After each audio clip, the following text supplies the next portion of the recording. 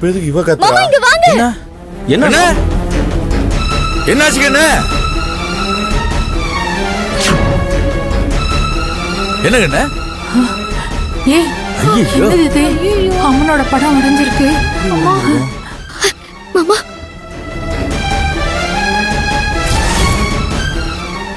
என்னாச்சு கண்ணு?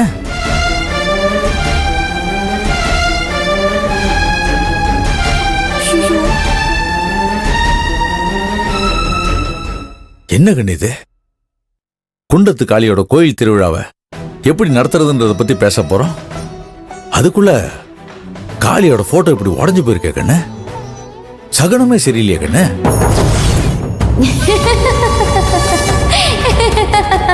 ஆமாங்க மாமா, என் மனசுக்கும் அப்படிதான் படுது. கோயில் திருவிழாவை பத்தி பேச போறப்ப இப்படி சகுன கேடா நடக்குதுன்னா இந்த ஆத்தா நம்மள போக வேண்டாம்னு சொல்லி தடுக்கிறான்னு அர்த்தம்.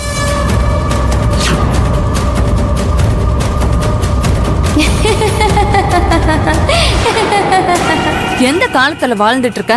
இன்னும் சகுனம் அது இதுன்னு சொல்லிட்டு இருக்க? எந்த காலமா இருந்தா என்ன, எல்லா காலத்திலயும் இடம் பிடிக்கிற மாதிரி சில நல்லது கெட்டது பழக்க வழக்கம் சடங்கு சம்பிரதாயம் எல்லாம் பெரியவங்க வகுத்து வச்சிருக்காங்க. இது ஒண்ணும் விளையாட்டு விஷயம் இல்ல. போதும் நிறுத்துறியா? என்னமோ உனக்கு தான் எல்லாமே தெரியுங்கிற மாதிரி லெக்சர் எடுக்கிற.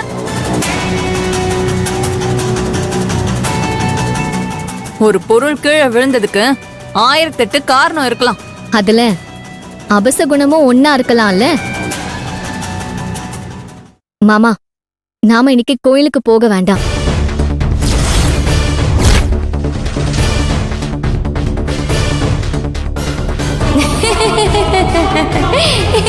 நாளைக்கோ நாளானிக்கோ போய்க்கலாம். இன்னைக்கு விட்டுருங்க. சரி கண்ணு.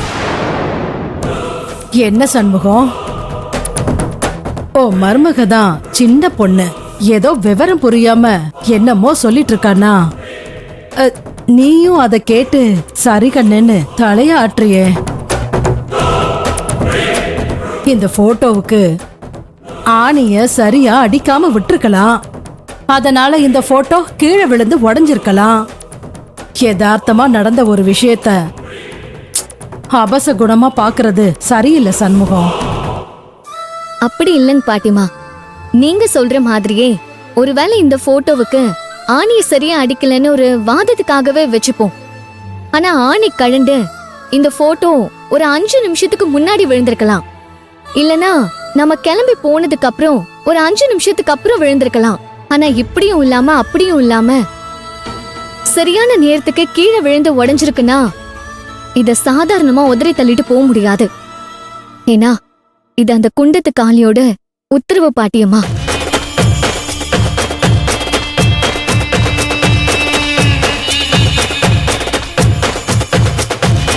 ஏன்பா சண்முகம், இப்படி குடும்பத்தோட எல்லாரும் கோயிலுக்கு போறதுக்கு ரெடியா இருக்கும்போது இப்படி சகுனா அது இதுன்னு பேசி கோயிலுக்கு போகாம இருக்கிறது நல்லாவா இருக்கு?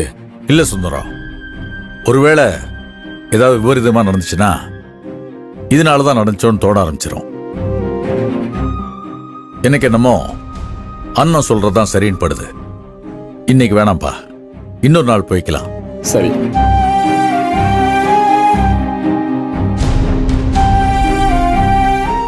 சுந்தரம், இது சாதாரண விசேஷம் இல்ல, குண்டத்து காளிக்கு நடத்துற விசேஷம். ஊரே சேர்ந்து தேர் இழுக்கிற விசேஷம். அதுல நம்ம ரிஸ்க் எடுக்க கூடாதுப்பா. முதல் கோணல் முற்றிலும் கோணல்ன்ற மாதிரி எல்லாமே தப்பா போச்சுன்னா அதை தாங்கிக்கிற சக்தி எனக்கு கிடையாதுப்பா. வேணாம்ப்பா, இன்னைக்கு வேணாம், இன்னொரு நாள் வச்சுக்கலாம். இன்னொரு நாள் வச்சுக்கலாங்கன்னு. மா வா.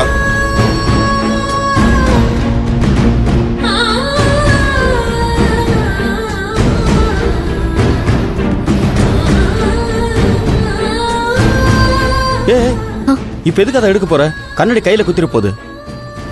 குண்டத்து காளியம்மனோட போட்டோவை எப்படி கீழே கடக்கட்டும்னு விட முடியும் சின்னதா?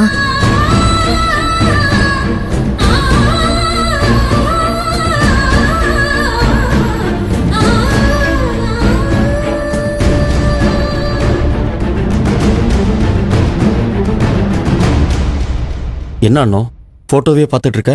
திருவிழா பேச்சு ஆரம்பிச்சதுல இருந்து நம்மள சுத்தி கண்ணுக்கு தெரியாம என்னென்னமோ நடந்துட்டு இருக்கு சின்னத்தா. என் மனசுக்குள்ள சில கேள்விகளும் இருக்கு. நான் போய் அதுக்கெல்லாம் பதில் தெரிஞ்சுட்டு வரேன். ஏய், என்ன சொல்ற? இப்ப என்கிட்ட எதுவும் கேட்காதீங்க. ஏன்னா என்கிட்டயே இப்ப எந்த பதிலும் இல்ல. நான் போயிட்டு வரேன். இந்த போட்டோவை அப்புறமா ஃப்ரேம் கூட போட்டுக்கலாம். இத புடிங்களா கொஞ்சம். ஏய், அதெல்லாம் இப்ப எடுக்காத, அப்புறம் பாத்துக்கலாம். இப்படியே கடந்தா யார் காலையாவது குத்திரும் சின்னதா.